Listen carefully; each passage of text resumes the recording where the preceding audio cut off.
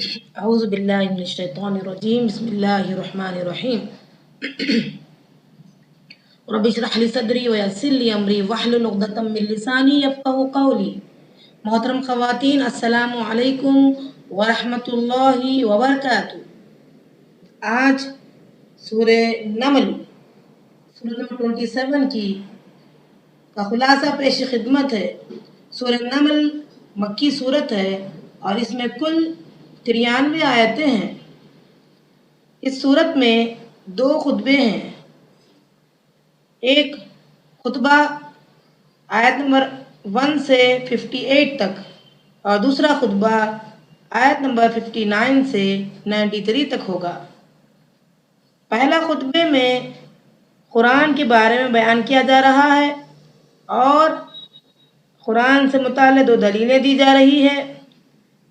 پھر اللہ نے فرمایا ہم نے موسیٰ علیہ السلام کو کتاب دی، ہم نے داؤد کو کتاب دی علیہ السلام۔ اور پھر 3 نمونے پیش کیے جا رہے ہیں۔ ایک نمونہ فرعون کا جو غرق ہو گیا، دوسرا قوم سمود کا یعنی صالح علیہ السلام کا جو برباد ہو گئے، ان کی قوم برباد ہو گئی، اور پھر تیسرا نمونہ لوط علیہ السلام کی قوم کا جو سرکش تھی اور وہ برباد کر دی گئی۔ اسی طریقے سے ایک اور نمونہ ہے سلیمان علیہ السلام کا اور داؤد علیہ السلام۔ اللہ نے فرمایا ہم نے سلیمان علیہ السلام کو اور داؤد علیہ السلام کو نعمت دی، انہوں نے شکر ادا کیا۔ پھر ملک سبا کا ذکر ہے کہ ان کو نعمت دی گئی تو اس نے بھی شکر ادا کیا۔ دوسرا جو خطبہ ہے جس میں توحید کا ذکر ہے، توحید کی نشانیاں ہیں، قیامت کا منظر ہے اور اس پر کچھ اعتراضات ہے۔ نبی صلی اللہ علیہ وسلم کو کہا جا رہا ہے، حکم دیا جا رہا ہے کہ اللہ کی عبادت کریں، قرآن کی تلاوت کریں، آپ کا رب کسی سے بھی غافل نہیں ہے۔ اب سورت کی ابتدا یوں ہوئی، یہ قرآن یہ واضح کتاب ہے، ہدایت ہے اور رحمت ہے، اور مومنوں کے لیے اس میں خوشخبری ہے۔ کون سے مومن ہیں؟ جو نماز قائم کرتے ہیں، زکوٰۃ ادا کرتے ہیں اور آخرت پر یقین رکھتے ہیں۔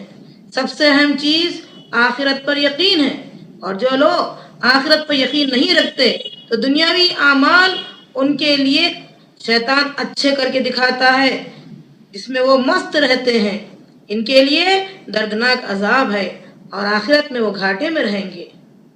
اے نبی صلی اللہ علیہ وسلم، آپ کو جو قرآن ملا ہے وہ حکمت والے جاننے والے رب کی طرف سے ہیں۔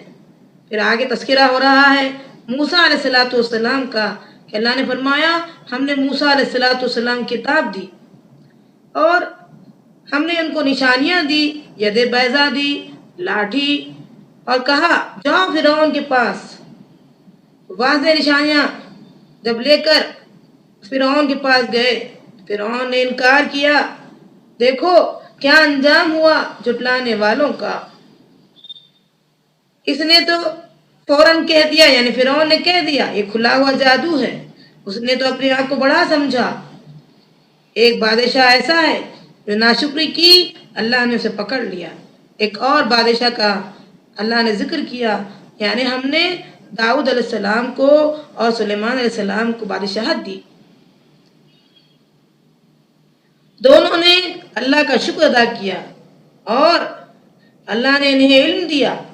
وہ کہتے ہیں، یعنی داؤد علیہ السلام اور سلیمان علیہ السلام نے کیا کہا؟ سلیمان علیہ السلام نے کہا اے اللہ ہمیں تو نے فضیلت دی دنیا پر۔ سلیمان علیہ السلام کو اللہ نے نہ صرف انسانوں پر بلکہ پرندوں پر، جنات پر، جانوروں پر، یہاں تک کہ ہواؤں پر بھی حکومت دی۔ ایسی فضیلت کسی اور کو نہیں دی گئی تھی۔ یہ اہم خصوصیت ہے جو سلیمان علیہ السلام کو دی گئی۔ جناتوں میں سے ان کے لشکر اور پرندوں میں سے ان کے لشکر سب کو جمع کیا جاتا تھا، سبھی ساتھ ساتھ چلتے تھے۔ جب وہ لوگ گئے یعنی چونٹیوں کے گھر کے پاس آئے تو اس سورت کا نام جو نمل ہے یہ چونٹیوں کا تذکرہ ہے، چونٹیوں کے واقع والی صورت ہے، اسی لیے اسی مناسبت سے اس کا نام نمل رکھا گیا ہے۔ یہ چونٹیوں کے پاس آئے تو چونٹیوں میں سے ایک چونٹی نے کہا، اے چونٹیوں، اپنے گھروں میں داخل ہو جاؤ، سلیمان کا لشکر آ رہا ہے، وہ ہمیں پیس کر رکھ دے گا۔ یعنی ان کو خبر نہیں ہوگی، لیکن اللہ نے سلیمان علیہ السلام کو ان جانوروں کی بولی بھی سمجھنے پر قادر بنایا تھا۔ سلیمان علیہ السلام نے جب یہ جملہ سنا تو ہنسے اور بات سمجھ گئے اور کہا، اے میرے رب، تو مجھے توفیق دے کہ میں تیرا شکر ادا کرتے رہوں جو تو نے مجھ پر اور میرے والد پر انعام کیا ہے، اور تو اپنی رحمت سے مجھے اپنے نیک بندوں میں شامل فرما دے۔ آگے تذکرہ ہو رہا ہے، ان کی حکومت پرندوں پر بھی تھی۔ انہوں نے کہا، ہدہد کہاں ہے؟ نظر نہیں آ رہا ہے، کہاں چلے گیا، کہاں غائب ہو گیا؟ اگر وہ آئے تو میں سخت سزا دوں گا، یا پھر اسے ذبح کر دوں گا، یا پھر وہ کوئی اچھی خبر لے آئے۔ ہدہد آ گیا۔ ان آیتوں پر غور کیجئے، پتہ چلے گا کہ ان جانوروں میں بھی توحید کا مادہ کس طرح رکھا گیا تھا کہ وہ ایک اللہ کی عبادت کو پسند کرتے تھے۔ تو ہدہد آ کر خبر دی کہ میں نے ایک ایسی قوم کو پایا کہ وہ سورج کو سجدہ کر رہے ہیں، حالانکہ وہ اللہ کی مخلوق ہے۔ اللہ کے علاوہ وہ سجدہ کیسے کرتے دوسروں کو، جبکہ اللہ کو سجدہ کرنا چاہیے تھا۔ شیطان نے یہ تمام چیزیں اچھا کر کے پیش کیا ہے۔ غور کریے، پرندوں کے اندر یہ صفت ہے کہ وہ اللہ ہی کو سجدہ کرنے کے لیے سمجھتے ہیں، اللہ ہی اس لائق ہے کہ سجدہ کیا جائے، کسی اور کو سجدہ نہ کیا جائے۔ وہ کہتے ہیں کہ اللہ جس نے پوشیدہ چیز کو ظاہر کیا، جو عرش عظیم کا رب ہے، صرف اسی کو سجدہ کرنا چاہیے۔ جیسے کہ سورہ فصلت سورۃ 41 کی آیت 37 میں اللہ نے فرمایا، اللہ کی نشانی دن اور رات ہے، سورج اور چاند ہے، لوگوں سورج اور چاند کو سجدہ مت کرو، سجدہ صرف اللہ کو کرنا چاہیے۔ یہاں تک کہ ہدہد کے اندر بھی یہ مادہ رکھا گیا کہ اس نے یہی بات سمجھی اور کہا صرف اور صرف سجدہ اللہ ہی کرنا چاہیے۔ اب یہ خط دے کر سلیمان علیہ السلام نے کہا کہ اچھا ٹھیک ہے، بات تو ٹھیک ہے، تم یہ خط دے کر جاؤ، توحید کی دعوت دی۔ اب یہ ہدہد پہنچے ملکہ سبا کے پاس، عورت وہاں حکمرانی کر رہی تھی۔ اس سے لوگ یہ کہتے ہیں کہ عورت حکمرانی کر سکتی ہے۔ ملکہ سبا جس کا نام بلقیس کہا گیا ہے، یہاں یہ بات کہنی ہے کہ جو لوگ کہتے ہیں کہ عورت حکمرانی کر سکتی ہے، یہ بات صحیح نہیں ہے، بلکہ یہ ایک واقعے کے طور پر بیان کیا گیا ہے۔ قرآن اسے تائید نہیں کرتا، عورتوں کی حکومت کی قرآن کبھی بھی تائید نہیں کیا۔ یہ حدیث سے ثابت ہوتا ہے کہ بخاری کی حدیث ہے، کتاب نمبر 92 باب نمبر 3 حدیث نمبر 7099۔ ابوبکر صدیق رضی اللہ عنہ کہتے ہیں جب نبی صلی اللہ علیہ وسلم کی یہ بات پہنچی کہ فارس والوں نے کسریٰ کی بیٹی کو ملکہ بنا دیا، تو آپ صلی اللہ علیہ وسلم نے فرمایا، وہ قوم کبھی بھی کامیاب نہیں ہو سکتی جس نے اپنے معاملات عورتوں کے سپرد کر دیا، وہ کامیاب نہیں ہو سکتے۔ آج لوگوں نے کہا کہ عورتوں کو مردوں کی شانہ بشانہ چلنا چاہیے، تبھی تو مساوات کا درس ہوگا۔ یہ بات صحیح نہیں ہے۔ عورتوں کو حکمران نہیں بنایا جا سکتا، اگر بناتے ہیں تو ناکامی ہی کو دیکھنا پڑے گا۔ ہدہد وہاں پہنچا خط لے کر کے سلیمان علیہ السلام کی طرف سے۔ یہ آیت نمبر 30 ہے جس میں سلیمان علیہ السلام نے اپنا نام لکھا اور بسم اللہ الرحمن الرحیم لکھا۔ اس سے پتہ چلتا ہے کہ 786 جو لکھتے ہیں یہ غلط ہے، بسم اللہ الرحمن الرحیم کا مطلب نہیں آتا۔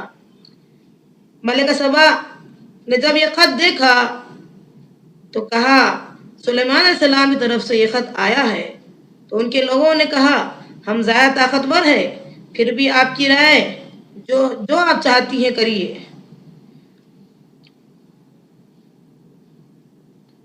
تو ملکہ سبا نے تحفہ بھیجا سلیمان علیہ السلام کی طرف۔ سلیمان علیہ السلام نے کہا ہمیں تحفہ نہیں چاہیے، اور کہا کون ہے جو ملکہ کے تخت کو لے کر حاضر ہو؟ جنات کے کسی بلند پائے کا جنات عفریت تھا، اس نے کہا آپ اپنی جگہ ٹھہرے رہیں، تخت لے کر حاضر ہو جاؤں گا۔ ایک اور تھا، اس نے کہا آپ پلک جھپکنے کی اثنا ہی میں تخت لے کر حاضر ہو جاؤں گا۔ وہ تخت یعنی ملکہ سبا یمن کے اندر رہتی تھی اور سلیمان علیہ السلام کی حکومت فلسطین میں تھی، فلسطین کے اندر رہتے تھے۔ اس نے اپنی بات کو سچ کر کے دکھایا، پلک جھپکنے کی ہی دیری میں وہ حاضر کر دیا۔ اب سلیمان علیہ السلام نے کہا یہ میرے رب کا فضل ہے۔ جب سامنے تخت کو دیکھا تو فوراً اللہ کا شکر ادا کیا۔ جو لوگ شکر کرتے ہیں اسی کا فائدہ ہے، اور جو ناشکرے ہیں وہ اپنا نقصان کرتے ہیں۔ اللہ تو غنی ہے، بزرگ ہے۔ موسیٰ علیہ السلام نے بھی یہی جملہ کہا تھا سورہ ابراہیم سورۃ نمبر 14 کی آیت نمبر 8 میں، اے لوگو تم اور تمام لوگ کفر اختیار کریں، اللہ کو نہ مانیں تو اللہ بے نیاز ہے، تعریفوں والا ہے۔ بالآخر ملکہ سبا پہنچی محل کے اندر۔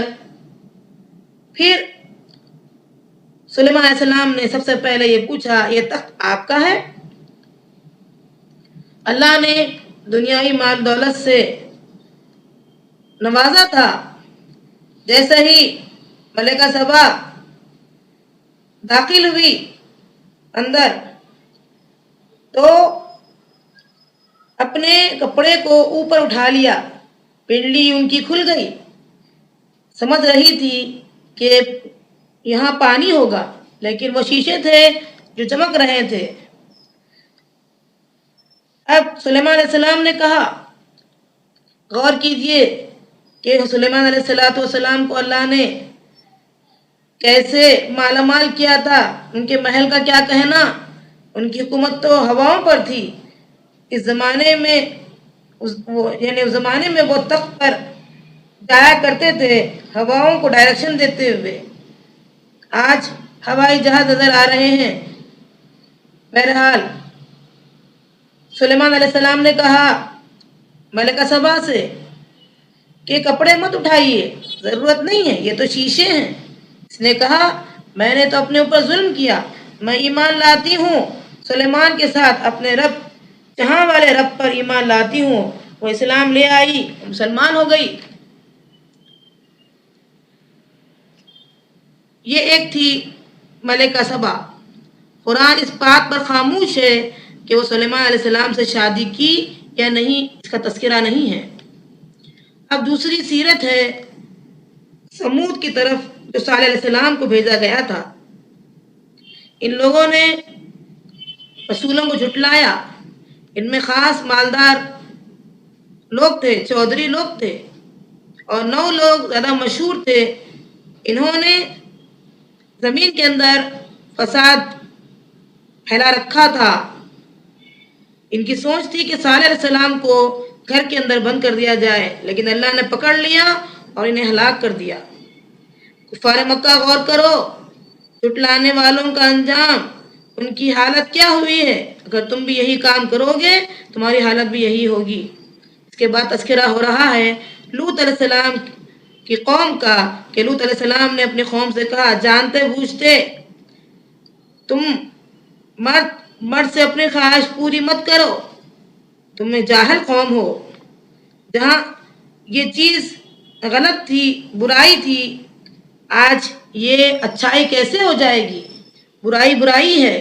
جو انجام قوم لوط کا ہوا ہے علیہ السلام وہی انجام، اگر آج یہ لوگ اس کام میں مبتلا ہیں تو ان کا وہی انجام ہوگا۔ دوسرا اس کے بعد خطبہ بیان کیا جا رہا ہے جہاں اللہ کی توحید بیان کی جا رہی ہے. تمام تعریفیں اللہ رب العالمین کے لیے ہیں. اب توحید کی نشانیاں بیان کی جا رہی ہے. آسمان اور زمین کو کس نے پیدا کیا؟ بارش کو کون نازل فرماتا ہے؟ درخت کو کون اگاتا ہے؟ بھلا بتاؤ کیا وہ لوگ بہتر ہیں جو ایک درخت بھی اگا نہیں سکے؟ یا اللہ بہتر ہے؟ اللہ کے علاوہ کسی اور کو شریک کیسے کر سکتے ہیں؟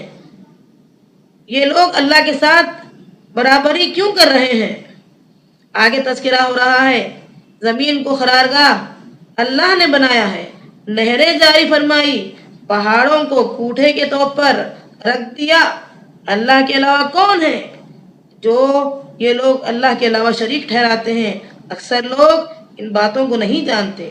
کون ہے جو پریشانی میں پریشان حال کی پریشانی کو دور کرتا ہے اور تم کو زمین کا خلیفہ بنایا ہے؟ اللہ کے علاوہ کوئی اور الہ ہے اس کو تم شریک کر رہے ہو؟ تم لوگ بہت کم اللہ کا شکر ادا کرتے ہو، بہت کم اللہ کو یاد کرتے ہو. کون ہے بھلا بتاؤ سمندر کے اندر، خشکی کے اندر، تاریکی کے اندر جو کام وہ کر رہا ہے؟ کیا اللہ کے علاوہ کوئی اور الہ ہے؟ اللہ نے تمہیں پیدا کیا، تمہیں دوبارہ اٹھائے گا.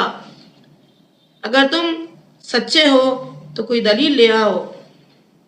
اب تذکرہ ہو رہا ہے کافروں کا کہ ان کا کہنا یہ ہے جب ہم مر جائیں گے تو دوبارہ نہیں اٹھائے جائیں گے. انہوں نے کہا ہم نے یہ چیزیں اپنے باپ دادا سے بار بار سنتے آئے ہیں. جاؤ گھومو دیکھو جھٹلانے والوں کا انجام کیا ہوا ہے. پھر نبی صلی اللہ علیہ وسلم کو تسلی دی جا رہی ہے آپ گھبرائیے مت، افسوس مت کیجیے. جو مکر سے کام لے رہے ہیں، چال بازی کر رہے ہیں، ان سے آپ مت گھبرائیے. یہ قرآن بنی اسرائیل کے درمیان جو چیزیں جو واقعات ہوئے اس کو بیان کر رہا ہے اور اس چیز کے بارے میں جس میں وہ اختلاف کر رہے ہیں اس کو بیان کرتا ہے. انہوں نے کہا یعنی یہودیوں نے کہا عزیر اللہ کا بیٹا ہے علیہ الصلوۃ والسلام، حالانکہ بات صحیح نہیں ہے. عیسائیوں نے کہا عیسیٰ علیہ الصلوۃ والسلام اللہ کے بیٹے ہیں یا اللہ ہیں یا تین میں کا تیسرا ہے. یہ ساری باتیں صحیح نہیں ہیں. یہ تو اللہ کے بندے ہیں اور اس کے رسول ہیں. قیامت کا تذکرہ ہو رہا ہے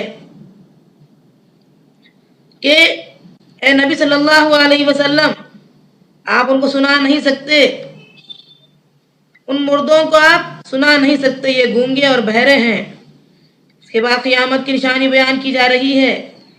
قیامت واقع ہونے سے پہلے 10 چیزیں یا 10 نشانیاں ظاہر ہوں گی. مسلم کی حدیث ہے کتاب نمبر 52 حدیث نمبر 2901 2009 اللہ کے رسول اللہ علیہ وسلم نے فرمایا قیامت جب قائم ہوگی تو اس سے پہلے دھواں اٹھے گا، دجال چوپائے یعنی جانور بات کریں گے، سورج مغرب سے طلوع ہوگا، عیسیٰ علیہ السلام کا نزول آسمان سے ہوگا، یاجوج و ماجوج کا خروج ہوگا، پھر 3 دھسنا پھٹے گا، ایک مشرق سے، ایک مغرب میں اور ایک جزیرہ عرب میں. اور آخری نشانی کہ یمن سے ایک آگ نکلے گی جو لوگوں کو ہانک کر محشر کی طرف لے جائے گی. نبی صلی اللہ علیہ وسلم کو حکم دیا جا رہا ہے، بتایا جا رہا ہے اے نبی ہم آپ کو حکم دیتے ہیں، آپ کہہ دیجیے مجھے حکم ملا ہے کہ مسلمان بنوں، مسلمان رہوں، مجھے حکم دیا گیا ہے کہ میں قرآن کی تلاوت کروں.